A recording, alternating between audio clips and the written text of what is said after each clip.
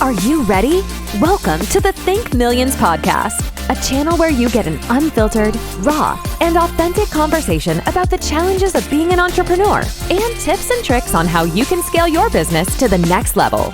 If you are looking to scale your business, then you're in the right place. Introducing our host, Alexa D'Agostino. Hello and welcome to the Think Millions podcast, a podcast where we come live every week to share with you tips and tricks on how to scale your business to millions. Today, we're going to talk about the difference between building a brand and building a business. What's the difference? Because a lot of people use these words interchangeably, and they are, in fact, different things. And yet we talk about them as one thing, and they're not. They're two different things. So in this episode, we're going to discuss the difference, why they're both important. And I could not have a better person than Debbie Shannon, my COO, that will argue that a brand is not the business and the business is not the brand. They are two different things, and it's important to understand the difference. So let's talk basics. You want to talk basics? Let's talk business versus brand. So a business is an entity. It sells something, whether it's a product, a service, in exchange for moolah, which is money. Primary focus of a business is to generate profit, like period. Even, I got news for you, even nonprofits, they're not profits. They are profit. Right. They want profit too. Everybody wants profit, right? Where a brand is more creating what I would call an emotional connection. A brand isn't really out there to make money. The vision and the goal of the brand is to make an emotional connection with the audience. Now, you need both, but they are two very different things. And so I look at a brand more as the promise of the company, where a business is a business. Like Debbie's all business. If you can see her right now, she's all business. She's the biz to the biz. I am. I'm the biz miz. Biz miz. Yeah, it's so business to the biz. I mean, brand really kind of falls into an asset class as far as I'm concerned. It's an asset. Just, it's like saying your warehouse is your business. It's not. It's an asset that helps you, do business, and the same thing with a brand. So it's an asset, but it should be treated with the respect that it deserves, for sure. There's different focus. There's different strategies. I mean, a lot of times, and this is where I think Gary Vee has it wrong. Gary Vee's like, focus on building your brand, focus on building your brand. But like that brand takes years. Like, yes, you should start building content, get comfortable with it. I mean, I look at myself now versus even 2 years ago, and my content is so much better. I was awful at content because I just wasn't used to it. You could be an expert and not be good at videoing or being on camera.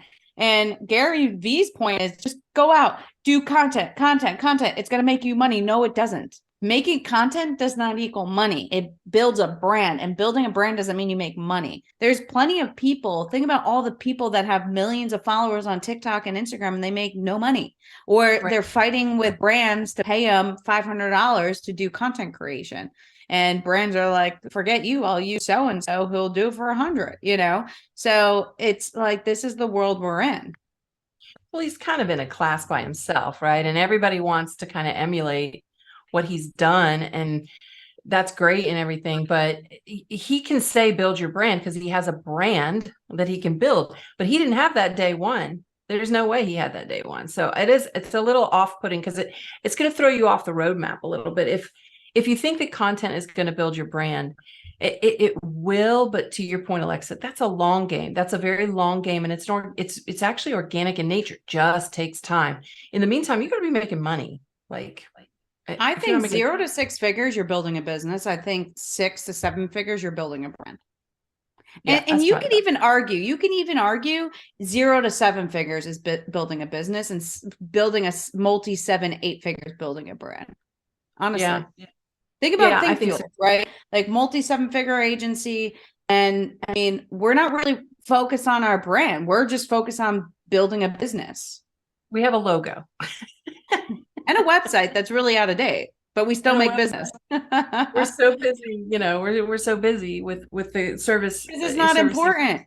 This is the problem. Tanya and I just did an episode on prioritization and using your time wisely. People are like, oh, I'm going to redo my website, this, that. One of our students on my call on Wednesday was like, oh, I'm rebuilding my website. I'm like, this is your third website and you still haven't made money. You're wasting your time and your money and your resources. That's stupid. I made six figures with my first coaching company without even a landing page. Right. You don't need that. Websites are now what the Yellow Pages used to be. Like, it's there and you kind of have to park it and have it, but it is not where people are deciding whether or not they're going to do business with you. They're there to get your business operating hours and your phone number, maybe. Yeah. And actually they're going to do that on Facebook or social. So that's where they're going. I mean, content's important because people do look you up. And I'm not saying don't build a brand immediately. You should immediately start building the brand, but it shouldn't be your sole focus. Your sole focus should be sales calls, converting those sales calls into clients, and then, which most people do not talk about, filling those clients to the best of your ability, because your reputation's at stake. And if you want to build a business, you need people to stay as clients, because it's harder to replace clients. But so many people, when they're building their business, are so focused on marketing and lead gen that they're not even focusing on fulfillment, which is the most important part of running a business. If you look at like product companies, you'll see that they get proof of concept on the product usually long before there's any branding around it. They have to make sure that the product has a good market fit, that there's a target audience for it, that it's scalable. All those things have to be decided up front. The brand gets built on top of the proof of concept. I mean, one of my last clients, he started with he had one product, and we ended up with 2 brands, 20 products in each, and multiple categories, and it went international. But it all started with one product. He didn't have a brand. He had literally his brand was a model name for that product. It was 2 alpha characters and a number. There's no brand. It was, so we had to build the brand on top of it. But we got the proof of concept. We went into the marketplace and we decided who, was the best client for this, what problems we solve for them, why they love it, what they don't love about it, and how to package all of that into the branding eventually. But we had to sell some stuff first. Like, we had to sell the product, and we did. But yeah, people get it wrong. Now, this is where the line gets blurred, though. So I'm glad we're talking about this. And this is where your expertise is kind of off the charts. It's a little different if you're a service provider. I mean, it's not different, but there's this perception, you mentioned it with the Gary Vee thing, there's this perception that I have to put this facade out there and buy the cover of Forbes and do this thing and build and then there's nothing to back it up. There's nothing to back up the brand. Like, how many people have we seen, even like on Clubhouse and different places? It's like they put themselves out there as this particular expert, which then people are going to consume and hire in order to solve whatever problem they're having in their business, only to find out that it's just a good looking Instagram feed, some cool, taglines. It's like, this person's never made a payroll. They've never built a business. No. And you bring up a good point, because so many people build a following or they go on speaking gigs. And I'm like, oh, this person's speaking on big stages, they must be making a lot of money. And the perfect example is I met a guy at the ClickFunnels, and he was on stage at ClickFunnels. I'm like, so we end up going out to lunch with him. Tanya and I, like, we just infiltrate ourselves. And we go out to lunch with this dude. And I'm like, oh, you must be running like a 7-figure business to be on, the ClickFunnels stage. No. The guy barely had a 6-figure business. And I'm like, but you're on big stages. And he's like, yeah, I don't really have an offer that I'm selling. I have one, but I don't know if it's really working. I'm like, dude, you were just on one of the biggest stages in marketing, and you're telling me you're not even making at least 6 figures, So you'd be surprised how many people, like, again, that's a perfect example of somebody building a brand and not a business. Like, you have to have both. They're both important. You have to have the content, but you also have to have the business part of it, because a business can't survive without profit. And, and a brand cannot exist without a strong customer base that believes in the company. So that's why you need both. And the very, very, very, very, very most critical element of any business, small or medium especially, is cash flow. You will not survive if you don't have proper health. We cannot go through a podcast episode without you mentioning cash flow. It's all about cash flow. Cash flow. We're talking about branding, but it's about cash flow. Everything goes back to cash flow. Holy shit. It's a business. It's a business. Cash flow. cash. You need for one thing in your business, cash flow. The most important thing, cash flow. cash flow. Okay. Hey You know, guys, if you walk away with anything, cash flow. What can you live without? Cash flow. All right, you tell me where I'm wrong. You crack me up. Well, okay. So I'm gonna throw a wrench in this. There are times where you could build a business and a brand at the same time. And that's when you're an expert at both. So like I use Mighty Yum as an example. I mean, you look at the partners of that business. I mean, you're talking billionaires and people who have built $50+ million companies. Like we're doing both at the same time. Plus there's good funding, right? There's funding that goes into building the brand, but we're building the business and the brand at the same time. Not everybody has that luxury, especially for new entrepreneurs, which is most of the people that listen to this. You're not an expert in both. The first thing you have to do is become an expert in running a business. That's the most important thing. And running a business is lead gen and how to get people on the phone and how to sell them. Like that's a big part of the business. You have to get good at, you can't be good at everything and you can't try to get good at everything at the same time. So if I had to choose one, it's going to be start with learning how to run a business and then build your brand. And if it's too overwhelming to do both at the same time, don't. The business first. Now, again, like I just stressed, like it's not, I'm not saying you can't do both at the same time, but you have to have multiple people. Like with Mighty Yum, we have multiple people involved. I manage the brand. We have, Mark managing, another part of it. We have different people managing different parts of it. It's the same with Think Fuel. Like I'm pretty much the face. I'm building the brand.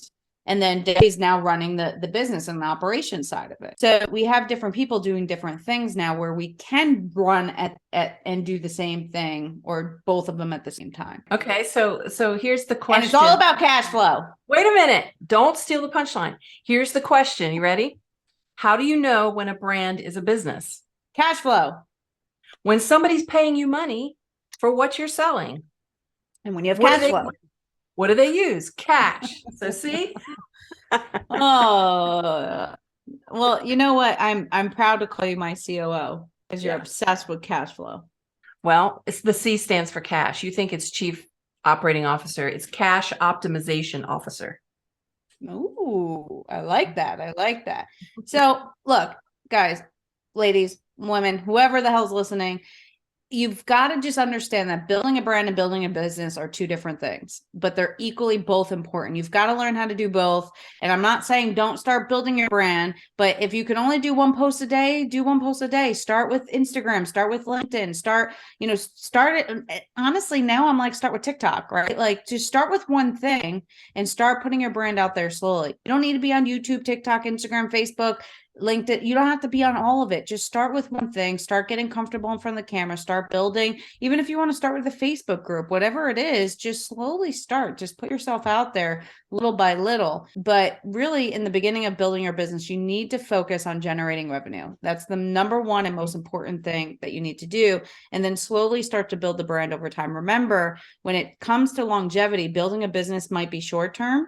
All right. The goal is to make profit quickly. Building a brand is long-term. The focus is building a loyal customer base, a loyal audience, and that's how you build a sustainable business over time. But that takes time. So that's what I got today. Anything else you want to share, Debbie? Well, we know my favorite.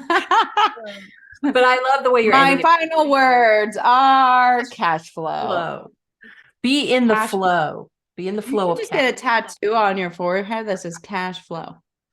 Well, our business has never seen as much cash flow until Debbie became COO. So I manifest cash. Yeah, manifest money. But all right, everybody, if you enjoyed this episode, please leave us a positive comment. Subscribe to our channels. We're all over the place. If you want more, you go to thinkmillions.com. If you want us to coach you, go to thinkmillions.com there too. And you can apply at there's a contact button on the top right to apply to work with us. So thank you. And we will see you all soon. Thanks so much for tuning in to this episode of Think Millions Podcast. If you're enjoying the show, please feel free to rate, subscribe, and leave a review wherever you listen to your podcasts. We really appreciate that effort, and we'll catch you in the next episode.